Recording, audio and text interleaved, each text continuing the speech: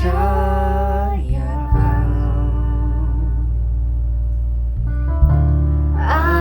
bagiku.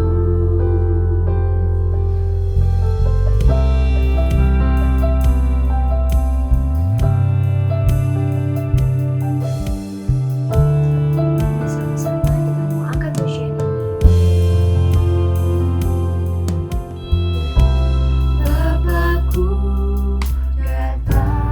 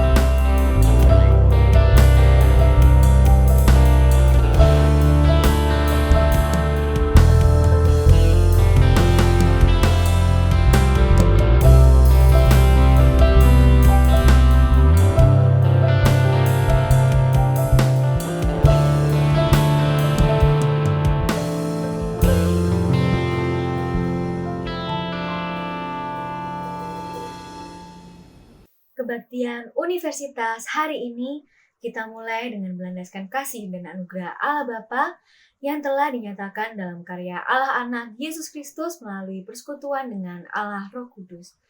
Mari Bapak Ibu Saudara, kita sama-sama satu dalam doa.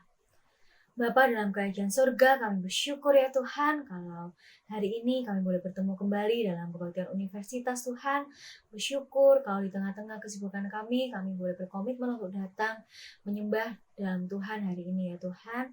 Tuhan, kalau sebentar kami akan memulai ibadah pada hari ini, kiranya Tuhan yang memimpin ibadah kami mulai dari awal hingga akhirnya, memberkati setiap kami yang hadir pada hari ini ya Tuhan. Kami siap memulai ibadah hari ini hanya di dalam nama Tuhan Yesus Kristus. Kami telah berdoa dan mengucap syukur. Amin. Betapa baiknya Tuhan dalam kehidupan kita. Kita percaya bahwa penyertaan Tuhan selalu ada dalam kehidupan kita. Mari sama-sama kita memuji Tuhan, kita membesarkan Tuhan. Kita mau angkat pujian yang berkata, kecaplah dan lihatlah. Kecaplah dan lihatlah, betapa baiknya Tuhan itu. Rasakan dan nikmati kasih setia Tuhan. Kecaplah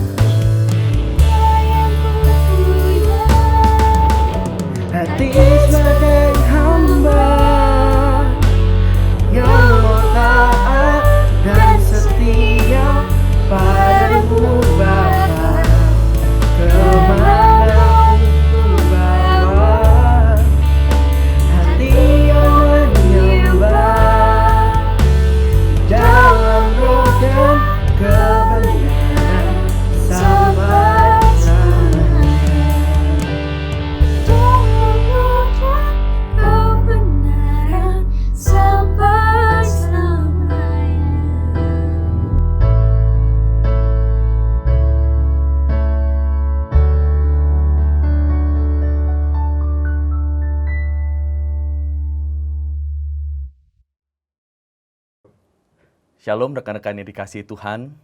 Bersyukur kepada Tuhan karena di tengah pandemi dengan segala keterbatasannya, Tuhan masih mengizinkan kita untuk beribadah dan bersekutu bersama. Saya berharap rekan-rekan sekalian dalam keadaan baik, dan saya juga berharap anugerah, penyertaan, dan kehadiran Tuhan sendiri yang menopang kita melalui masa-masa sulit ini. Mari sebelum kita merenungkan firman Tuhan, mari kita tunduk kepala, kita berdoa kepada Tuhan. Mari kita berdoa. Bapa kami yang di surga, kami bersyukur untuk anugerah yang masih Engkau berikan bagi kami. Kami bersyukur kami masih boleh beribadah bersama sekalipun secara online. Dan kami bersyukur Tuhan kami boleh bersama-sama merenungkan firman-Mu. Biarlah Tuhan Engkau sendiri yang berbicara kepada kami. Allah Roh Kudus menuntun, memberikan hikmat, memberikan pengertian, dan memberikan kerelaan hati bagi kami untuk boleh mengerjakan apa yang kami pelajari, apa yang kami renungkan hari ini. Berkati hamba-Mu, berkati anak-anak-Mu, biarlah kami bersama-sama ditundukkan di bawah firman-Mu. Dalam nama Tuhan Yesus kami berdoa dan kami mengucap syukur. Amin. Rekan-rekan yang terkasih dalam Tuhan, tema yang diberikan kepada saya hari ini adalah humility without humiliation. Rekan-rekan yang terkasih, kata kerendahan hati adalah kata populer yang sering kita dengar hari ini. Bukan sekedar populer, saya percaya kerendahan hati juga merupakan satu kualitas unggul, satu karakter terpuji yang kita senang jika kita dapati dalam orang-orang yang kita temui.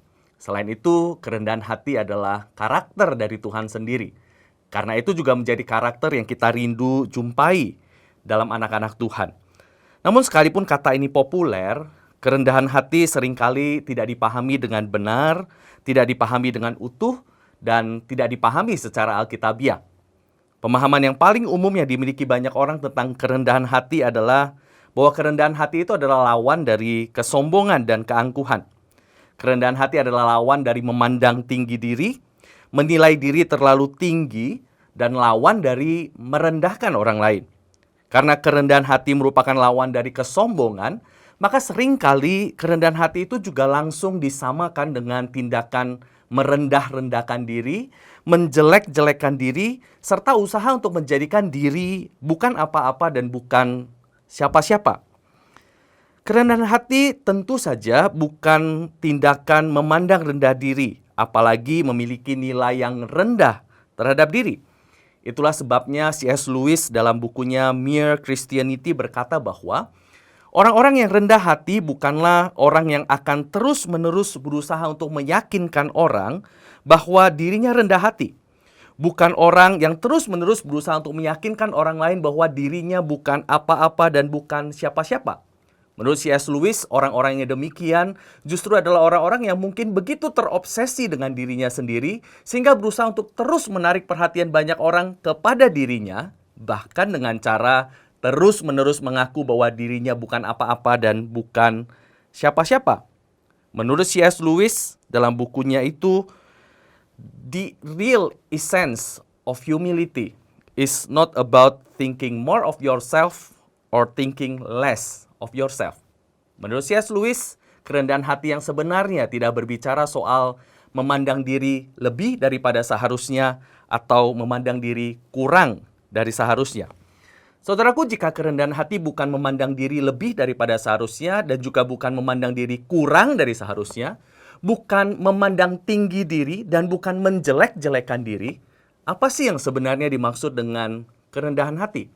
Apakah yang sebenarnya Alkitab ajarkan soal kerendahan hati? Rekan-rekan, hari ini saya pengen mengajak kita untuk melihat ada dua hal yang diajarkan oleh Alkitab soal apa itu kerendahan hati. Saudara, yang pertama, kerendahan hati itu berbicara soal melihat dan memandang diri dan nilai diri dengan tepat dan benar melalui kacamata Allah. Saudara, yang pertama, kerendahan hati berbicara soal melihat diri dan melihat nilai diri secara tepat dan benar melalui kacamata Allah. Kerendahan hati tidak berbicara soal memandang tinggi diri dan tidak berbicara soal memandang rendah diri, tetapi berbicara soal memandang diri dengan tepat melalui kacamata Allah. Yang menjadi pertanyaan bagi kita adalah, siapakah kita di dalam kacamata Allah? Saudara, Alkitab memberikan banyak gambaran mengenai siapa kita manusia di mata Allah. Namun hari ini saya pengen membahas 2 gambaran yang Alkitab berikan mengenai siapa kita manusia. Gambaran pertama yang Alkitab berikan mengenai kita manusia adalah kita ini adalah makhluk yang diciptakan sebagai gambar dan rupa Allah. Kejadian 1 ayat 26 sampai 27 berkata demikian. Berfirmanlah Allah, baiklah kita menjadikan manusia menurut gambar dan rupa kita, supaya mereka berkuasa atas ikan-ikan di laut dan burung-burung di udara, dan atas ternak, dan atas seluruh bumi, dan atas segala binatang melata yang merayap di bumi. Maka Allah menciptakan manusia itu menurut gambarnya. Menurut gambar Allah diciptakannya dia laki-laki dan perempuan diciptakannya mereka. Saudaraku yang terkasih, apa sih artinya manusia diciptakan menurut gambar dan rupa Allah? Artinya manusia itu adalah ciptaan yang unik. Unik karena manusia itu adalah ciptaan yang rapuh, lemah, dan terbatas. Namun pada saat yang sama adalah ciptaan yang mulia, berharga, dan bermartabat di hadapan Allah. Manusia adalah ciptaan yang segambar dan serupa dengan Allah. Artinya manusia itu hanya gambaran Allah dan bukan Allah. Manusia itu ciptaan dan bukan pencipta. Manusia itu adalah makhluk yang terbatas yang hanya menyatakan Allah. Ada kualitas yang berbeda yang ia miliki dengan Allah yang menciptakannya.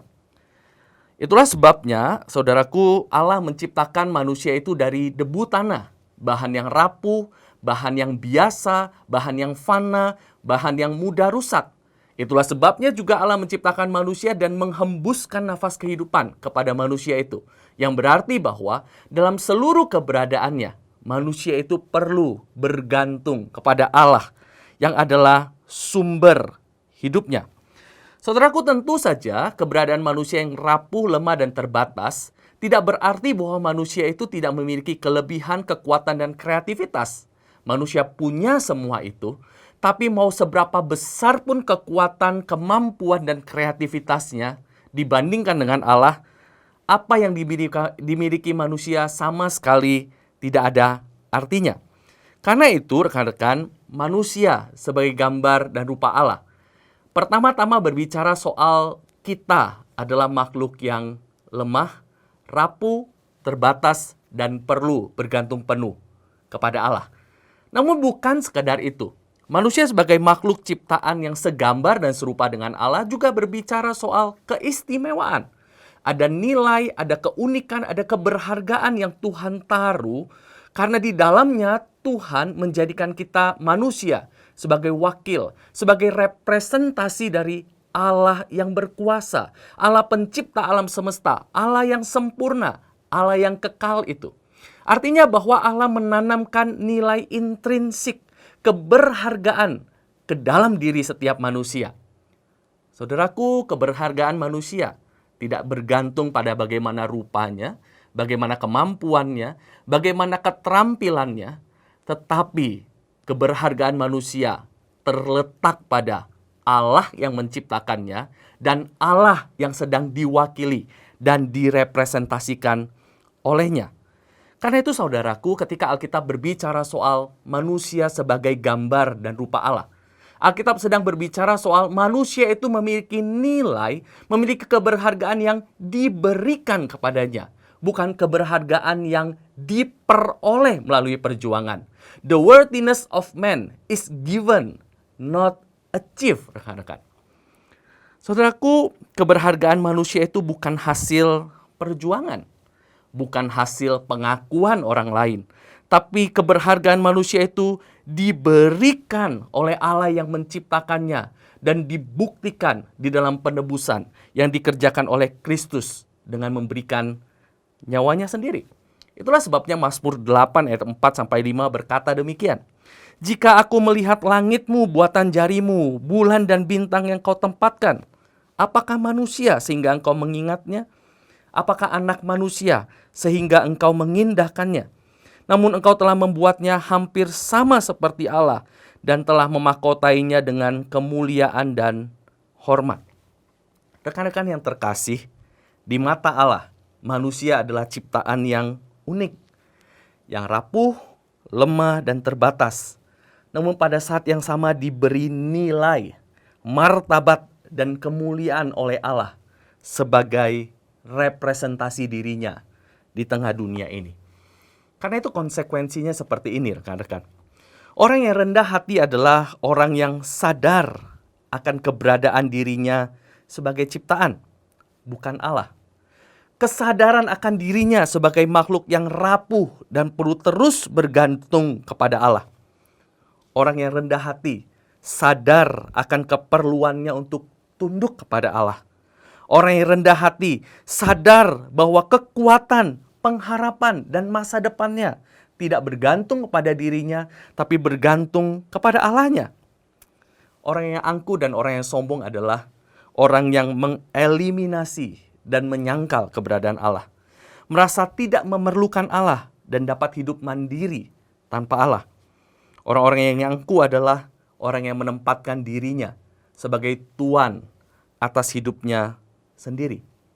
Saudara, sepanjang sejarah manusia, mulai dari kejatuhan manusia pertama hingga saat ini, kerendahan hati bukanlah sifat natural manusia. Sejak kejatuhan pertama hingga hari ini, manusia terus-menerus berusaha untuk menyangkali keterbatasannya. Terus-menerus berusaha untuk hidup mandiri, lepas dari Allah. Hidup menjadi tuan atas dirinya sendiri. Namun semua usaha itu sesungguhnya sia-sia karena kita tidak pernah bisa lepas dari Allah. Dan bukan sekedar sia-sia, semua usaha manusia itu hanyalah pemberontakan yang mendatangkan hukuman bagi manusia. Saudaraku, saya nggak tahu saudaraku pernah melihat bunga dandelion atau tidak. Satu bunga yang sebenarnya kecil, rapuh, terlihat sangat lemah, saudara. Di iklan-iklan biasanya bunga ini digambarkan sebagai bunga yang kalau ditiup itu bertaburan, rekan-rekan. Rontok begitu rupa. Saudaraku, saya pertama-tama juga mengira dandelion adalah sejenis bunga yang rapuh, rekan-rekan. Sampai ketika saya akhirnya dapat kesempatan untuk bertemu dan melihat sendiri bunga ini dalam satu kesempatan untuk retret. Ketika saya melihat bunga ini, saudara, saya melihat ada orang yang berusaha untuk meniup bunga ini. Ketika bunga ini ditiup, ternyata, saudara, tidak seperti iklan-iklan yang saya lihat. Bunga ini tidak rontok, bunga ini tetap utuh, saudara. Dan saya menjadi berpikir, apakah iklan yang saya lihat tentang bunga dandelion ini salah, saudara? Saya melihat lagi ada orang yang berusaha meniup lebih kencang, tapi ternyata bunga itu tetap utuh. Saudara, di tengah saya memikirkan gambaran bunga dandelion itu, saya menemukan satu kebenaran. Bunga dandelion yang sepertinya rapuh dan lemah, sepanjang ia masih melekat pada akarnya, saudara, sepanjang ia masih tertancap di tanah, saudara, bunga itu tidak akan rontok sekalipun ditiup, saudara. Tapi ketika bunga dandelion itu dicabut dari akarnya, bunga itu ditiup, maka bunganya itu akan rontok begitu rupa. Saudara, saya kira itu gambaran kerendahan hati yang Alkitab berikan. Bunga yang rapuh sepanjang ia masih melekat pada sumber hidupnya, ia kuat. Saudara, demikianlah sesungguhnya orang yang rendah hati. Orang yang tahu dirinya rapuh, lemah, terbatas, namun sepanjang ia melekat pada akarnya, pada sumber hidupnya, ia kuat. Saudaraku, konsekuensi inilah yang harusnya dihidupi oleh orang yang rendah hati. Pertanyaannya, saudaraku, apakah engkau adalah seorang yang rendah hati? Apakah engkau menyadari kelemahan dan keterbatasanmu jika terlepas dari Allah? Apakah engkau senantiasa hidup dalam kebergantungan dan keterhubungan dengan Allah hari ini? Masihkah engkau berdoa senantiasa? Adakah Allah engkau libatkan dalam seluruh perencanaan hidupmu? Adakah Allah engkau hormati dalam segala keberadaanmu? Atau saudara, jangan-jangan hari ini hanya dengan mulut kita berkata bahwa saya percaya Tuhan, saya mengakui Tuhan, tapi sesungguhnya kita hidup seolah Dia tidak ada. Kita hidup seolah Dia tidak esensial, Dia tidak banyak dapat ruang dalam hidup kita. Jika demikian, sesungguhnya Allah tersingkir dari hidup kita, dan kita adalah orang-orang yang angkuh, karena kita merasa dapat hidup tanpa Dia. Konsekuensi yang lain, saudara. Orang yang rendah hati adalah orang yang aman dalam nilai dirinya, nilai keberhargaannya di hadapan Tuhan. Dan juga melihat bahwa orang lain juga memiliki nilai dan keberhargaan dalam kacamata Allah. Orang yang rendah hati, saudaraku, tidak akan sibuk mencari dan membangun nilai keberhargaan dirinya melalui usaha, melalui pencapaian, melalui kepemilikan, melalui penerimaan orang lain, dan sebagainya. Ia mengamankan dirinya dalam keberhargaan yang telah diberikan oleh Allah. Orang yang rendah hati juga tidak akan menilai keberhargaan orang lain berdasarkan penampilan, pencapaian, kepemilikan, dan sebagainya yang dimiliki oleh orang lain. Tetapi sekali lagi, berdasarkan nilai dan keberhargaan yang juga ditanamkan Allah di dalam diri orang tersebut. Karena itu, saudaraku, orang yang rendah hati tidak akan merendahkan, tidak akan menjelekkan, dan juga tidak akan menghina sesamanya, saudara. Masalahnya, saudaraku, kita hari ini hidup di tengah dunia yang terus berkata bahwa keberhargaan dan nilai kita tergantung pada perjuangan kita.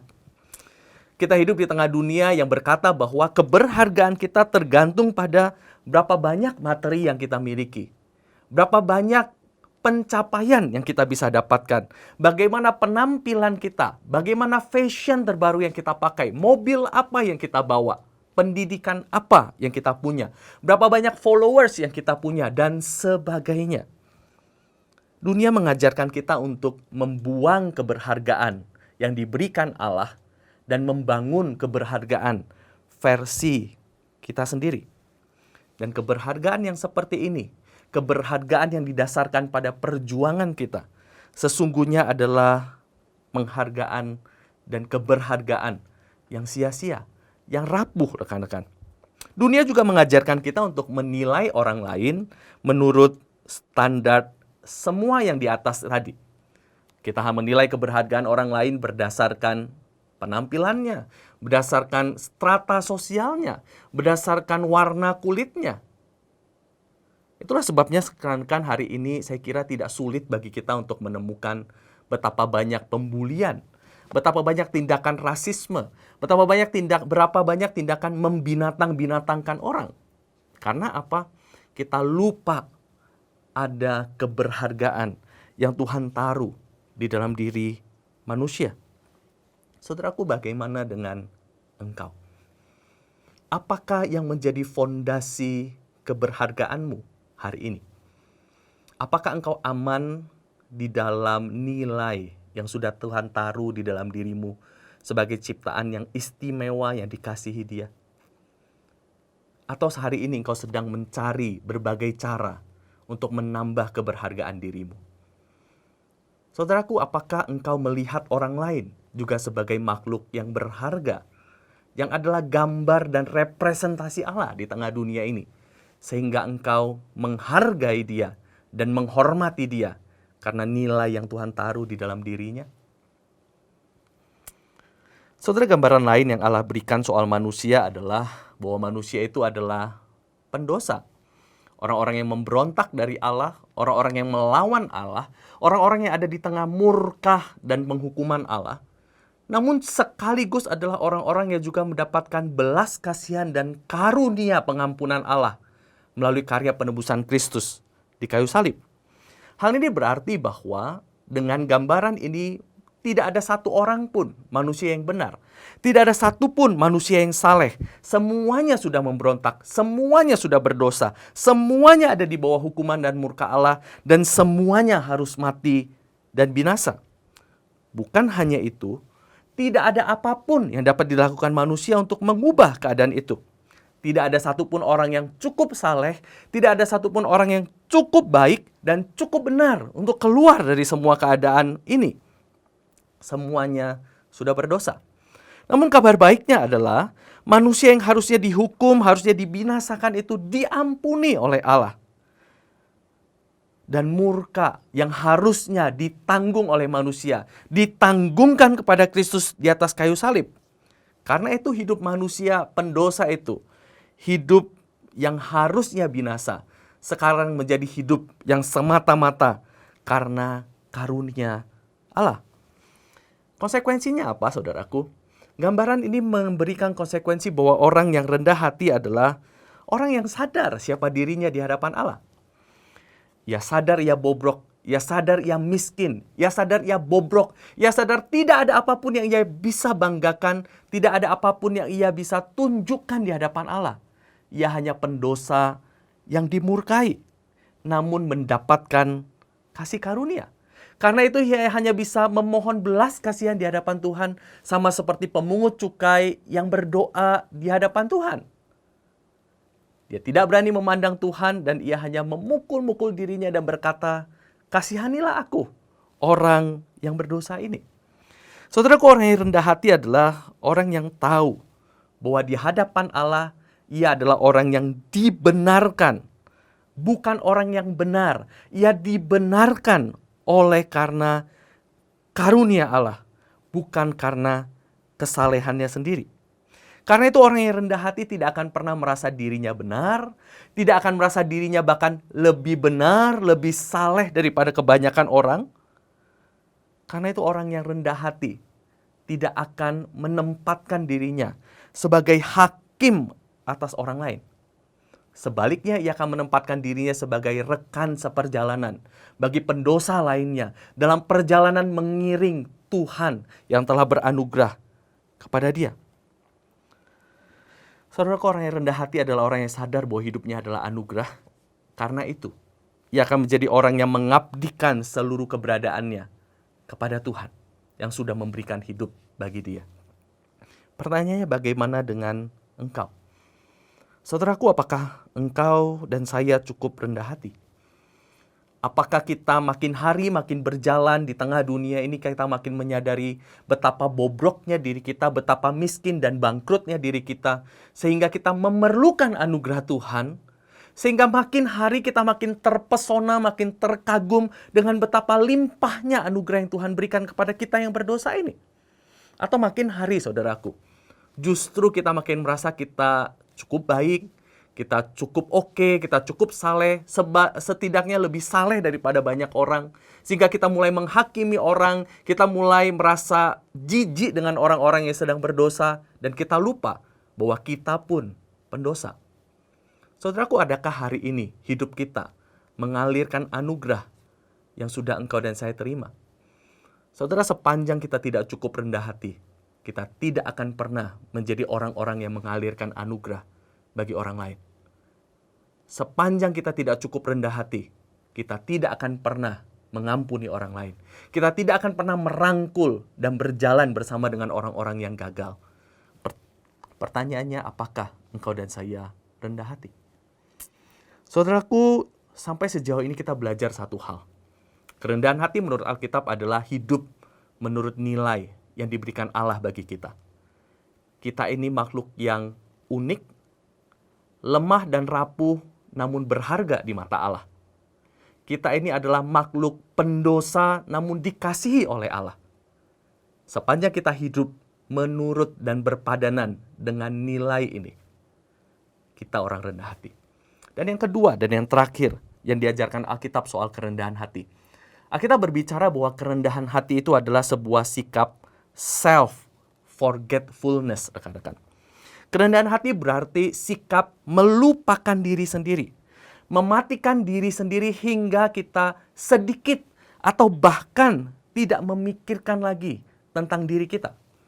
Saudaraku, C.S. Lewis dalam buku Mere Christianity tadi berkata bahwa the true essence of humility is not thinking more about myself or thinking less about myself, but humility is thinking of myself less. Kerendahan hati bukan memikirkan diri lebih tinggi daripada seharusnya, bukan juga memikirkan diri lebih rendah daripada seharusnya, tapi kerendahan hati berbicara soal lebih sedikit memikirkan diri kita sendiri. Rekan-rekan, saya kira itu yang dikatakan oleh Paulus dalam Filipi pasal 2 ayat 3-4. Dengan tidak mencari kepentingan sendiri atau puji-pujian yang sia-sia, sebaliknya hendaklah dengan rendah hati, yang seorang menganggap yang lain lebih utama daripada dirinya sendiri. Dan tiap-tiap orang tidak hanya mencari kepentingannya, tetapi kepentingan orang lain juga. Saudaraku, dalam bagian ini Paulus secara sengaja menyamakan bahwa kerendahan hati itu adalah tindakan sengaja menyingkirkan perhatian dari diri kita sendiri.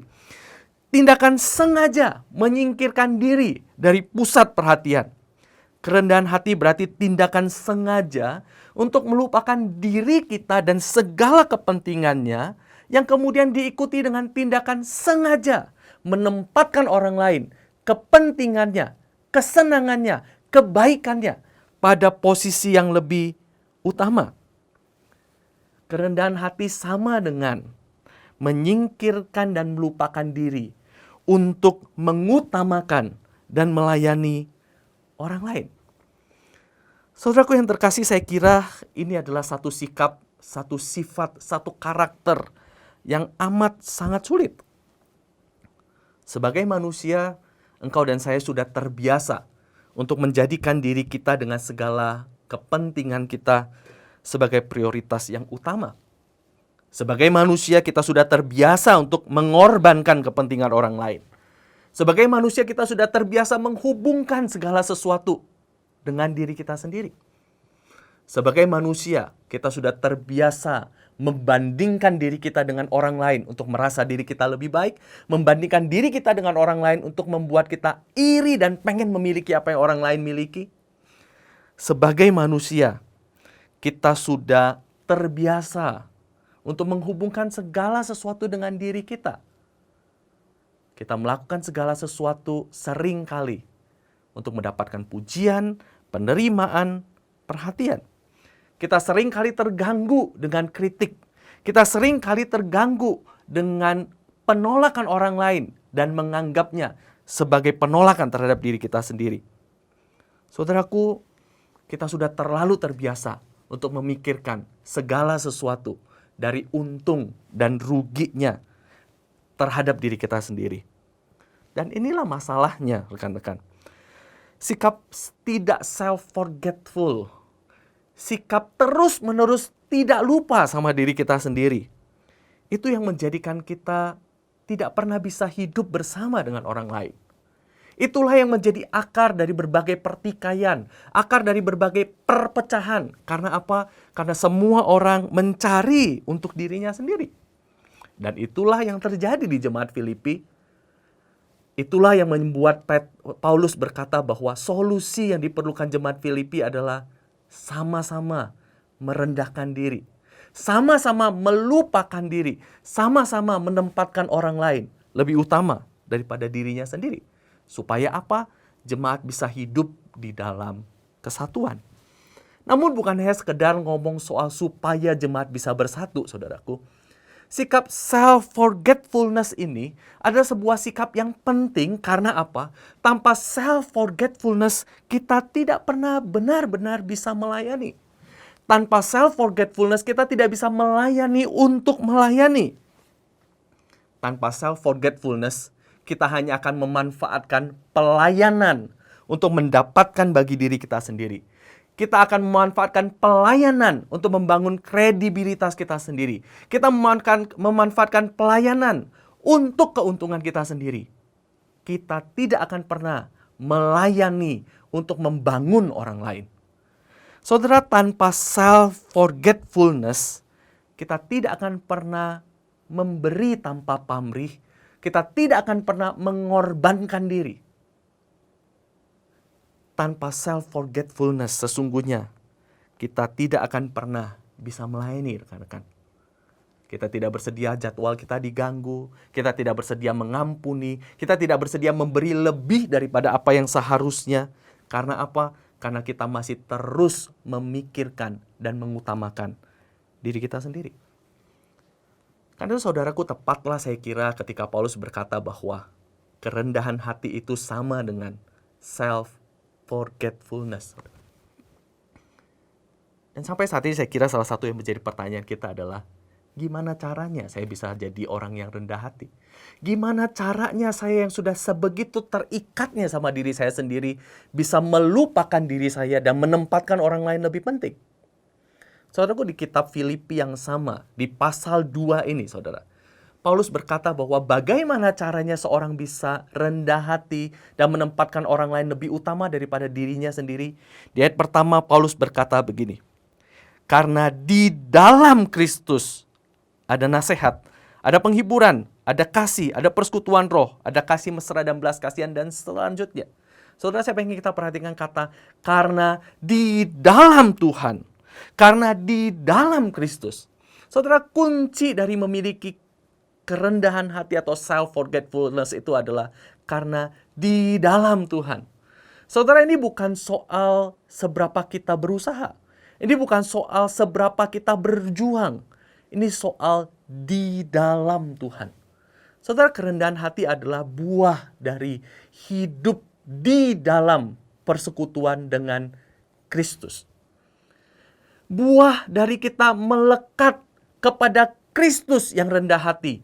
Buah daripada Kristus yang rendah hati itu tinggal di dalam kita dan mengubahkan kita. Buah daripada Kristus yang tinggal di dalam kita dan memberikan kasih, sukacita, penghiburan, nasihat, belas kasihan. Yang membuat kita penuh dengan semua itu sehingga kita tidak lagi mencari kasih dan perhatian itu. Karena kita sudah lengkap dengan kasih yang diberikan oleh Kristus sehingga kita mulai boleh memikirkan kasih kepada orang lain. Saudara, kerendahan hati sekali lagi adalah buah hidup di dalam Kristus, di dalam anugerah Kristus, di dalam persekutuan dengan Kristus yang rendah hati itu. Itu bukan hasil usaha kita. Saudaraku, pertanyaannya adalah seberapa rendah hati engkau dan saya? Di tengah pandemi ketika ada begitu banyak orang yang bergumul dan berjuang hari ini, seberapa self-forgetful-kah kita? Seberapa kita melayani untuk melayani? Seberapa kita memikirkan bagaimana membangun orang lain? Seberapa tuluskah kita hendak meninggikan, melayani, menyenangkan, memikirkan kebaikan bagi orang lain? Atau jangan-jangan kita masih memikirkan diri kita sendiri. Kita melayani untuk kredibilitas kita sendiri. Saudaraku, saya percaya kalau kita mau jujur, kita pasti akan mengaku bahwa kita tidak cukup rendah hati. Karena itu mari dengan rendah hati kita datang, kita berduka di hadapan Tuhan, dan mari kita datang lagi kepada Tuhan kita yang rendah hati itu. Mari kita hidup lagi bersama dengan Dia, dan meminta Dia mengubahkan kita menjadi lebih rendah hati. Pertanyaannya, maukah engkau dan saya sembuh? Maukah kita datang kepada Tuhan kita, kepada Kristus kita yang rendah hati itu? Rekan-rekan, mari kita tunduk kepala. Mari kita berdoa. Saudaraku, mari kita berdoa. Tuhan, di hadapan-Mu kami merendahkan diri dan mengaku, ya Tuhan, bahwa sesungguhnya kami tidak rendah hati. Seringkali kami begitu sombong sehingga kami tidak merasa perlu bergantung kepada Engkau. Seringkali kami begitu sombong sehingga kami menyingkirkan Engkau dari hidup kami. Seringkali kami begitu sombong sehingga kami tidak mengamankan diri kami di dalam keberhargaan yang telah Engkau berikan, dan kami berusaha membangun keberhargaan dengan cara kami sendiri. Kami tidak menghargai mereka yang indah, yang berharga, yang Engkau tempatkan di sekitar kami. Kami menghancurkan, kami menjelekkan, dan kami tidak melayani orang-orang, manusia-manusia yang berharga yang Kau tempatkan bersama-sama dengan kami. Tuhan, ampuni kami. Ampuni kami karena begitu gampang kami menghakimi orang. Begitu gampang kami merasa diri kami lebih baik dan lebih benar daripada orang lain. Padahal kami pun pendosa, ya Tuhan. Tuhan, ampuni kami. Lebih lagi, ya Tuhan, kami sombong, ya Tuhan. Karena sering kali kami tidak melayani orang lain. Kami hanya memikirkan diri kami sendiri dan melayani diri kami sendiri. Tuhan, ampuni kami. Ampuni kami. Saat ini kami datang ke hadapan-Mu, ya Tuhan. Kami mohon Engkau menolong kami untuk menyalibkan diri kami. Kami mohon Tuhan, Engkau menolong kami untuk hidup di dalam Engkau. Sehingga Tuhan, di tengah persekutuan dengan Engkau yang adalah Kristus yang rendah hati itu, hati kami diubahkan, hati kami dimampukan untuk meneladani Engkau yang sudah mengosongkan dirinya bahkan sampai mati di atas kayu salib. Tuhan tolong kami. Tuhan tolong kami. Saat ini Tuhan,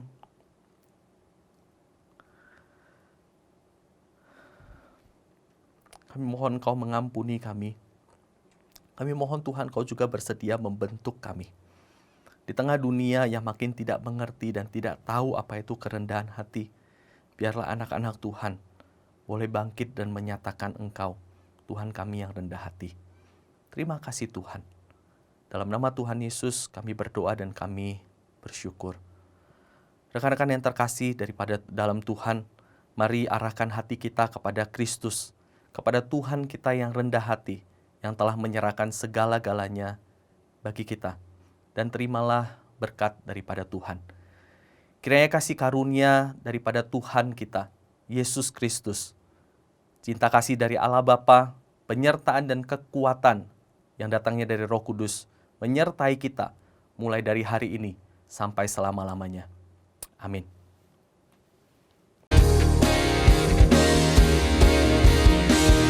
Puji Allah Bapa,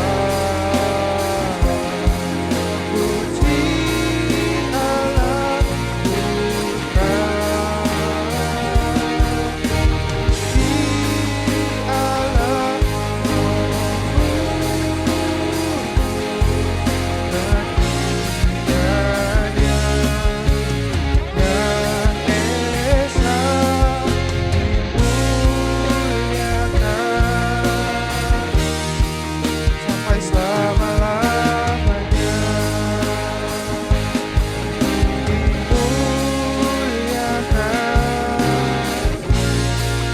sampai selama-lamanya,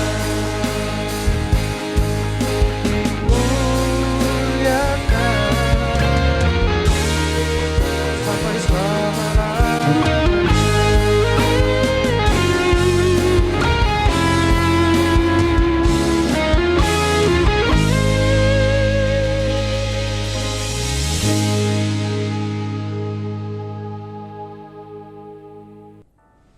Shalom Bapak Ibu serta teman-teman yang terkasih, selamat bertemu kembali di Kebaktian Universitas pada hari ini. Bagaimana nih kabarnya selama seminggu ini? Saya percaya di dalam Tuhan ada sukacita yang luar biasa. Semoga kebaktian hari ini dapat memberkati Bapak Ibu serta teman-teman sekalian. Sebelumnya, terima kasih kepada Pak Hermanto yang sudah menyampaikan firman Tuhan, serta kepada para penata layan yang sudah melayani di kebaktian hari ini bertemakan Humanity Without Humiliation. Kebaktian hari ini mengingatkan kita betapa pentingnya merendahkan hati di hadapan Tuhan tanpa merendahkan orang lain. Semoga kita semua bisa terus berkomitmen untuk terus belajar bagaimana kita harus merendahkan hati di hadapan Tuhan dan dengan sesama. Bapak Ibu serta teman-teman sekalian, jangan lupa untuk hadir di Kebaktian Universitas minggu depan dengan tema Taking Truth Seriously yang akan dilayani oleh Bapak Joy Mani. Kami dari pelayanan mahasiswa membuka kesempatan bagi teman-teman mahasiswa UK Petra yang rindu untuk melayani terutama di bidang musik melalui program Blessing Music Community atau BMC. BMC merupakan sebuah komunitas yang mewadahi teman-teman yang rindu melayani, baik sebagai pemusik atau sebagai worship leader. Demikian pengumuman kebaktian universitas pada hari ini. Sampai jumpa minggu depan. Stay safe, stay healthy. Tuhan Yesus memberkati.